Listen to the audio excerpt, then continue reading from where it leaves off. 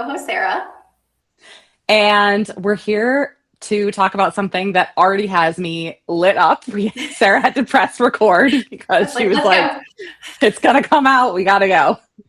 So, we want to talk today about manifestation, but through the lens that we have cultivated for ourselves and more tied to co-creating, more tied to building the vessel, more tied to following our curriculum, transforming our negativity, like all of the things that we have talked about on the podcast and bringing it all together. Because I think we've alluded to this topic before in a previous episode, but there's a lot of nuance, there's a lot of things that people say. And again, as always, we want to share our experiences on this topic because that's how we experience the world. That's how we speak from our soul, from our experience, from expressing the things as we move through them so that we can share them from a real place, so that we can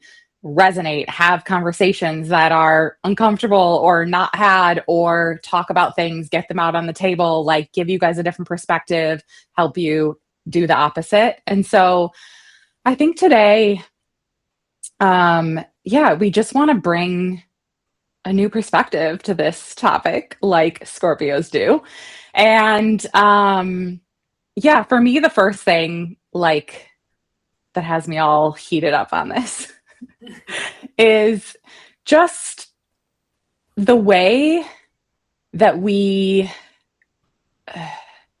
our perspective, I guess, on life, right? And I think the way that even people use the word I manifest or manifestation or I'm going to manifest, right? Like we are like souls in a human body, and our purpose is to reveal more light, is to expand our vessel, is to literally receive all the things the universe, the creator, is trying to give us.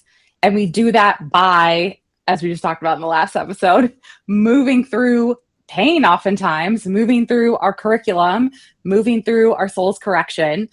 And then this is where people are like, oh, things just show up. But like, they don't just show up. Like, we are constantly evolving, constantly expanding, constantly transforming. And the things that were always meant for us are going to show up. And the things that aren't aligned or aren't a fit are either going to show up and fall away or not work out at all. And again, tying back to there is nothing bad, we get to have certainty and see that the things we expected, the things we thought we wanted, the things that were maybe conditioned that don't work out, like have certainty that that is good. That's always how it was meant to be. And the things that are meant for us are literally waiting for us to expand and receive them. Yeah. Yeah, this is definitely one of those topics where we're not saying that, this way is the right way. And there, of course, there is no right or wrong. You guys know how we feel about that.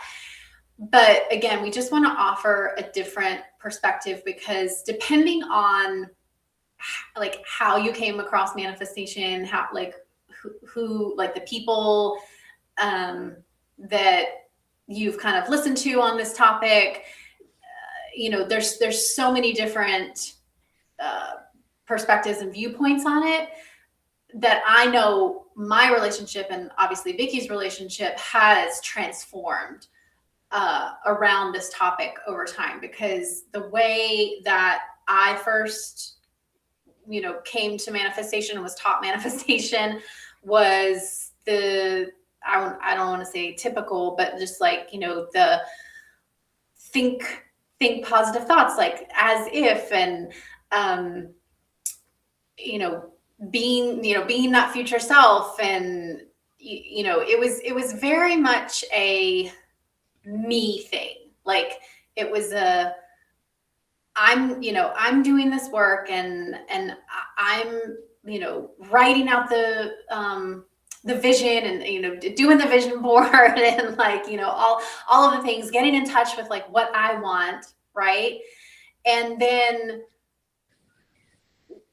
obviously some things would show up, and again, that is like, it's a consciousness thing, right? Because you're shifting your consciousness to, to that frequency that is a match for, for whatever thing that was, right? But the thing that, when I really kind of started to question this, was when the things weren't showing up, right? Or maybe something completely different was showing up that was actually like really challenging or really painful. And it was like this kind of moment where I was like, well, did I manifest that? Like, and did I do something wrong? Right? When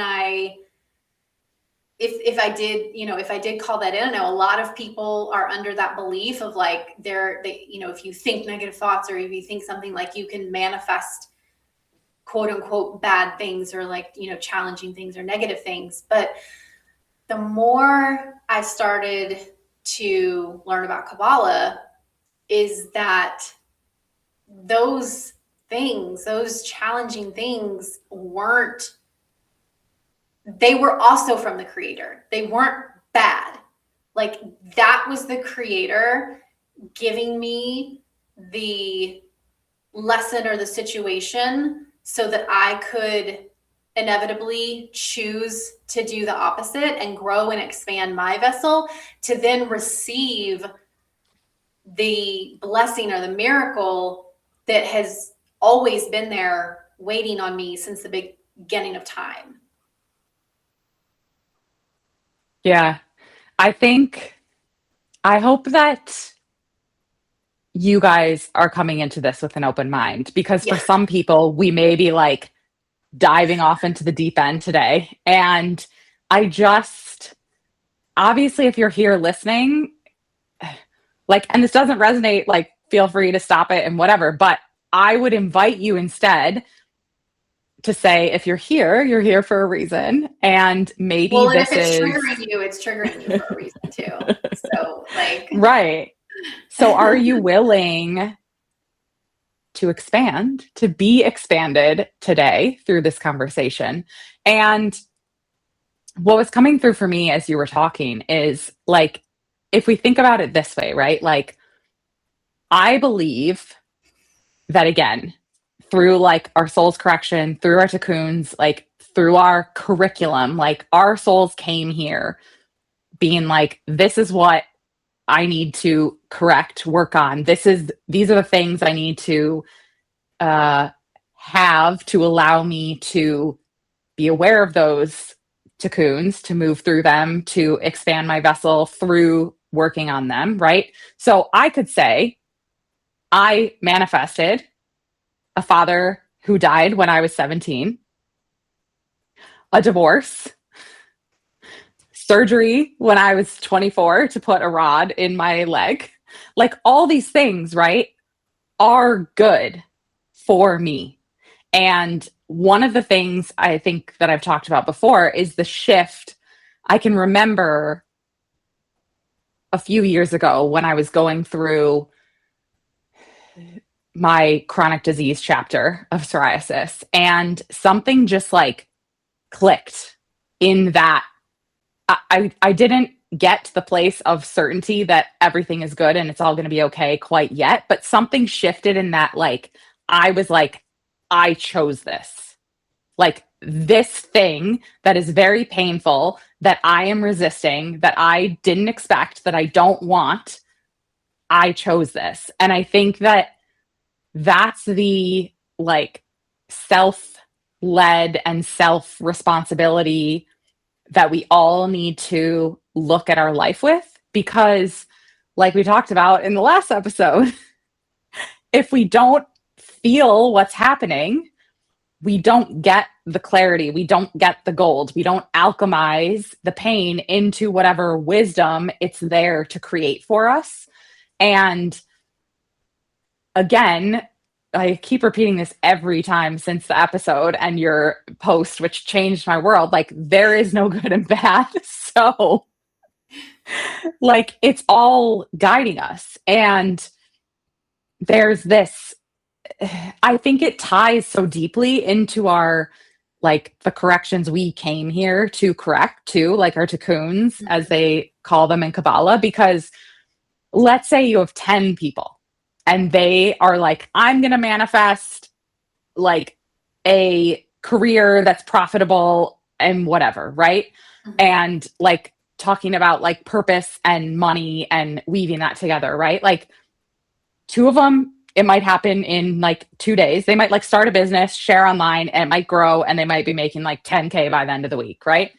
Another few people like might create it, might get a slow start, or maybe they pivot, or maybe they find a different answer in the midst of that and like pivot, create something else, and then succeed. And then like a few more of the other people, like it blows up in their face and just like doesn't work, right? And we can't, there is no good and bad. There is no like, well, it worked for two people and the three people like it eventually worked for, and the other people like it didn't work for and they are wrong and they messed up, right? Like literally each one of us is so unique. And the thing I still remember in when we were doing Kabbalah 1, how David talked about our tikkuns and he called them like purses. He was like, some people have like the tote bag and some people have like the Gucci bag and some, right? Because like everyone's tikkuns look very different. And like you were saying, you can't like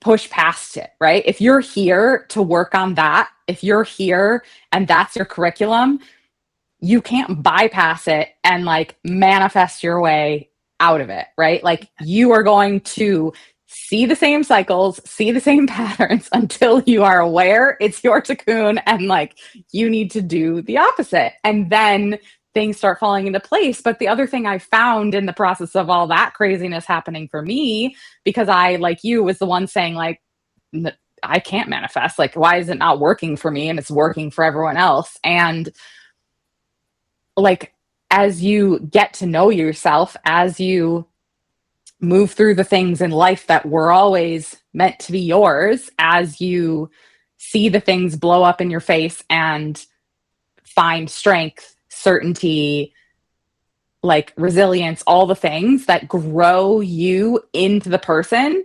Like as I've grown into this person, I'm like, well, thank God I didn't manifest the things I was trying to manifest 5 years ago, because I don't even want them anymore because I didn't know who I was, or I was conditioned to think I wanted XYZ when I want like 1, 2, 3 instead, right? And so I told you I was fired up.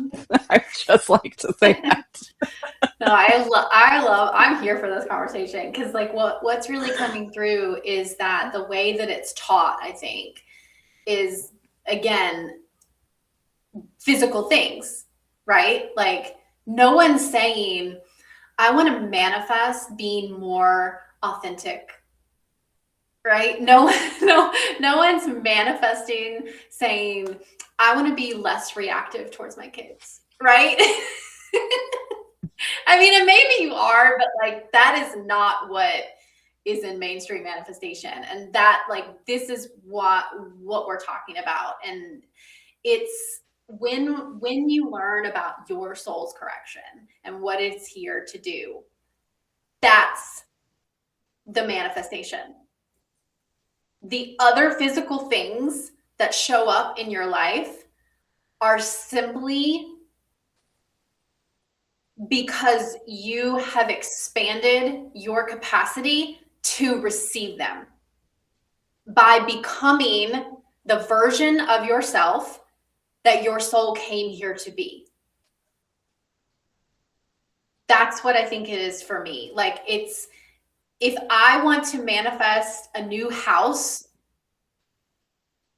I can't go and look at the houses and visualize the house and that I want and put it on the vision boards and repeat affirmations and what, like, yeah, all that stuff is great, but I will never expand my capacity to hold that house until I actually do the work that is required for me to expand. And that is very specific to me and to what my soul signed up for, the boxes that it checked when it was like, come, getting ready to, come into this world. And, for me, my soul checked like, oh, okay, she needs to be able to have that self validation and approval, like not go seeking externally for, for that love and for that approval is a big one for me. And it's like, as soon as I did that, like as soon as I figured it out, I expanded my capacity to receive tenfold. So it kind of ties back into the episode that when we shared about our wins and kind of like the miracles, and how you brilliantly said, like, it's not about the things, like it's not about the external things, it's who we're becoming in the process of that. Everything else is just like a cherry on top, right? And so if you are stuck in manifesting, because I personally, I was like, and I can say that because I feel like I was. If you are stuck there, and if the thing that you are wanting and desiring, again, that's not bad. Like we all have wants, and we all have desires, and we all have big dreams. But it's like you have to reverse engineer it. You're going about it the wrong, well, not the wrong way, but it's just like the roundabout way is like you're trying to fit I don't know, I always go back to the water example. You're trying to fit 20 gallons of water into an 8-ounce glass, and you don't have the capacity to hold that. So whatever it is that you are quote unquote manifesting, the God, creator, universe isn't trying to like discourage you or punish you. It's just simply saying, look, girl, you don't have the capacity to hold that. And if I do give it to you, you're not going to be able to hold it. So therefore, it's going to have to eventually be taken away or go away. That when you were talking, that just very, very clearly came through. And I think that that's one of my biggest qualms with traditional like pop manifestation. I don't know, you hear like pop astrology, and I'm just like, I can't deal with anything like, it's just like, no. Yeah.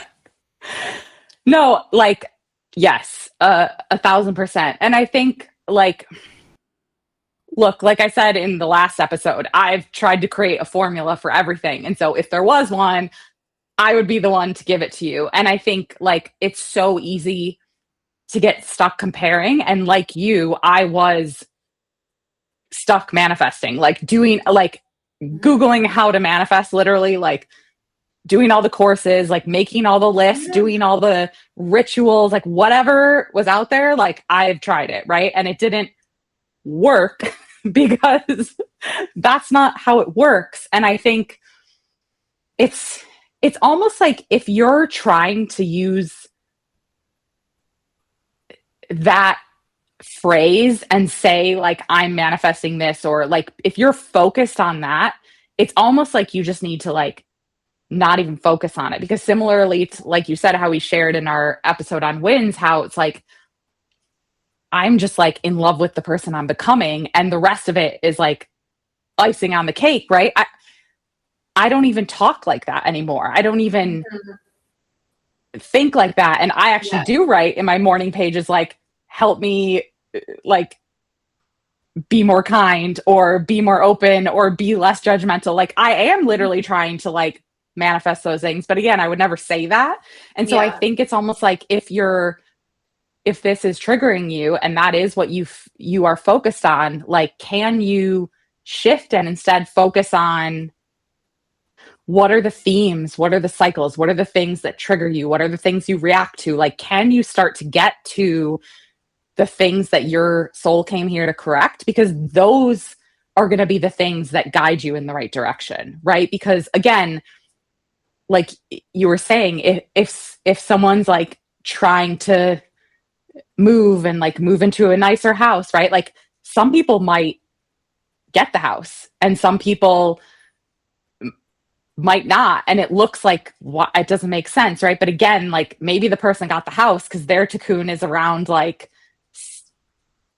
you know, loss or whatever, right? And they're gonna like get it and lose it, or you know, it doesn't always have to be negative. That was maybe a bad example, but my point is like we are all literally here for different things, and just because you're comparing and you see people like you think they're manifesting and it's working for them, like I guarantee that like they're just here to work through something else, and maybe you see them like winning in this way, but you don't see the other 80% of their life, and they're like having reoccurring cycles and things come up for them in a different area of their life, right? So it's really, can we focus instead like on ourselves, on our vessel, on expanding, on asking for guidance, on being willing to do the opposite, on trying to be aware of the things that continuously come up and bother us. Like, what are the things that keep you up at night? What are the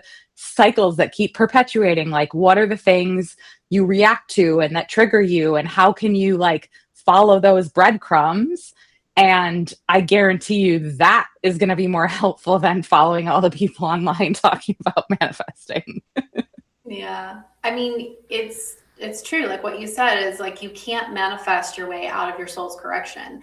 And I think that we can get so caught up and distracted in the manifesting that we are blind to the fact that the creator is literally laying out what you need to do in order to receive those things. And it's like, you know, something happens in your day where it triggers you and you're reacting, and maybe quote unquote, you don't like that because it's bad. And so you're trying to figure out how to manifest something better. And when in reality, what that was the perfect thing that you needed in order to grow and expand your vessel and your capacity to receive XYZ, you know, the physical thing that you want. But we're so distracted by trying to manifest something better when any kind of like challenge or pain comes into our life that we miss it. We completely miss it. And I think that that is the whole point, is like, can we become aware enough when those things happen in our day, you know, those micro moments that we always talk about? How can you tune into the certainty and say, oh, this is what the universe wanted for me today. I'm not going to try to manifest something better because that's what my logical brain is telling me I deserve or want, right? I'm going to focus on what's in front of me, and I'm going to choose something different. I'm going to react and respond in a different way, and then see what happens. Yeah. It's interesting. What's coming up for me to this example is death. Leave it to the Scorpio and 8th house North Node. Like, but I think that part of me has always been curious and tried to again, like try to create a formula for everything. But seeing people like, especially lately, like James Van Der Beek and like Andrea Gibson and other people who I'm like, these souls are so like pure and high. Like, why are they being like, why are they dying? Right? And like you said in the episode where we talked about that after it happened, like their souls are doing more for this world after they were here than they ever could have while they were here. And I think, like, to tie it all back to certainty, the certainty is like trusting that when it doesn't make sense. And I know that like people who are spiritual or religious or whatever lens or frame you want to call it, like people have issues with like suffering, especially like kids and like I've often, I don't know why, thought about manifesting through this lens because I'm like, why are certain people ending up there and here? And again, like, I don't think that ultimately it does anything for me to start thinking about other people. But Yeah. it's just like, if we can focus on why we're here and I don't know, use that to trust, to find more certainty in our own journey. Because, like, in the episode where we shared about Molly, like life is effing short. Okay. And like, if I think about the time I wasted, like creating 555 lists or moon water, or I don't know, whatever Angel else I numbers. did back Yeah. in the day, like, But it wasn't wasting, right? Like that was it was never wasteful for you to experience that, just like wasn't for me, and it's not for anyone who sees an angel number and has a certain reaction to that. But again, I think it just ties back. I mean, like, do your own experiment. I'm all for experimentation when it comes to this kind of stuff. Um, like we all have our big dream list and our big desire list, and if something hasn't been showing up, maybe you do need to do something different. Maybe you do need to do the opposite instead of trying to really force this whole manifestation thing. Maybe, like Vicky said, maybe you just need to stop and create that space for the awareness of what the curriculum is that the creator is trying to give you in your day-to-day life. I promise you it's there. It's like, yeah, it's not going to not show up. You just, and it's not that it hasn't been showing up. It's just you haven't been paying attention. And so maybe the question isn't, how can I manifest this? Maybe the question is, how can I create the space and the capacity to hold what I want? yeah. Thank you for calling me out a bit there on it wasn't a waste because I, like to get ahead of myself sometimes, but like agree. And I think too, to go further a bit on that, because again, like I said at the beginning, I've like done all the courses, done all the things, worked with all the manifestation coaches, and I don't regret any of it. And it all still ties together, and it's all still like, I think ultimately we're all trying to say the same thing. Our point here is what's useful. Like, Yeah. here's what's actually been our experience. Here's what's working for us. And like, we're not saying like, quit the courses you're in and like, don't whatever, look through anything you've done previously. But I think it's just like, is that working for you? Or are Yeah. you open to looking at it this way? Because from two people who were stuck trying to manifest, like now we are creating a life that we like can't get enough of. And I never felt like that I got to this place until things shifted in how I looked at them and my lens and perspective and the way that we're talking about this today, right? And so I think we just want to invite you to be open to this, to weave whatever resonates here with whatever resonates from someone else and like put it all together. And again, through your own lens, through your, like, run it through your body, like what feels good, what feels like truth to you. Because I think that's the most ultimately the thing.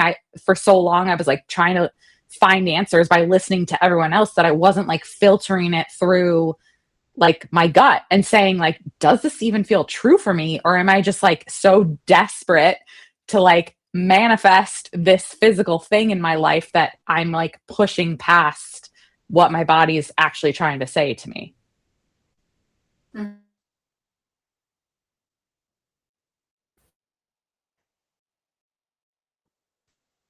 Listening to the creator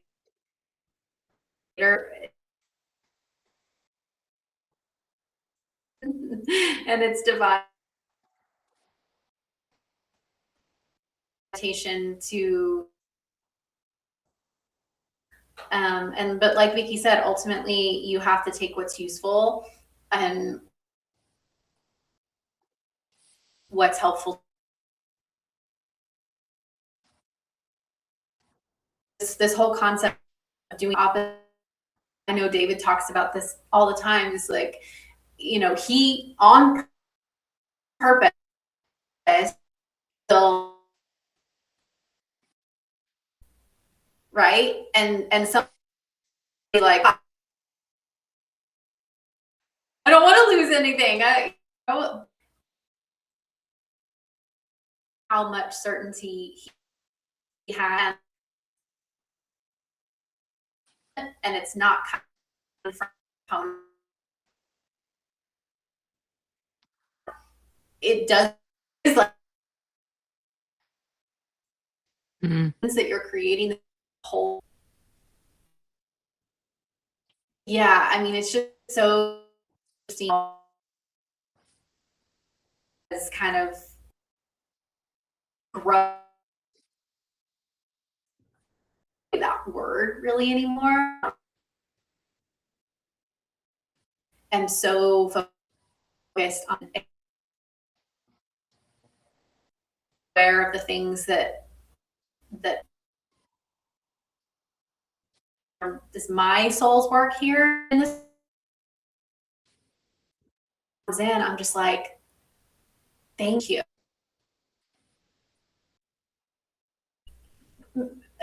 Man, we get confused about, think that we're the one thinking to go out and like,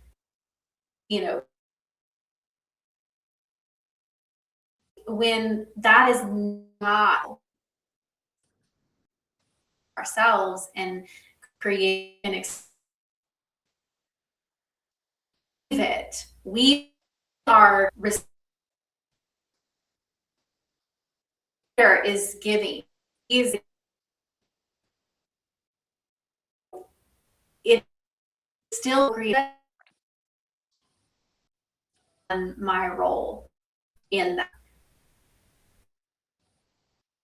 white knuckle. Yeah. I feel like, I can't remember how he said it, but something like we're trying to like white knuckle the creator out of it, or like, but yeah, basically like do jobs that aren't ours and like try and like take over everything. Yeah. And I know like even in like people talking about manifestation, right? They're like the how's not your job, the when's not your job, right? And so like they do talk about that same thing too. Mm-hmm. And I think ultimately, again, it just comes back to like it's only us and the creator, right? And so the people that show up in our movie for a reason, or the things that show up, or the painful events, or the triggers, or whatever, that's all just like guidance, or that's a mirror reflecting what we need to see, right? Like ultimately, like we're the only thing that matters. And so I think like to just like you said, bring our focus back to like being the leading person in our life. Like comparing doesn't matter, what everyone else is doing doesn't matter, like just filtering it through ourself and showing up for ourself and focusing on ourself and our vessel and expanding and growing and transforming, like that's the place to keep anchoring and coming back to. Yeah, for sure. And the breath work is going to help you do just that.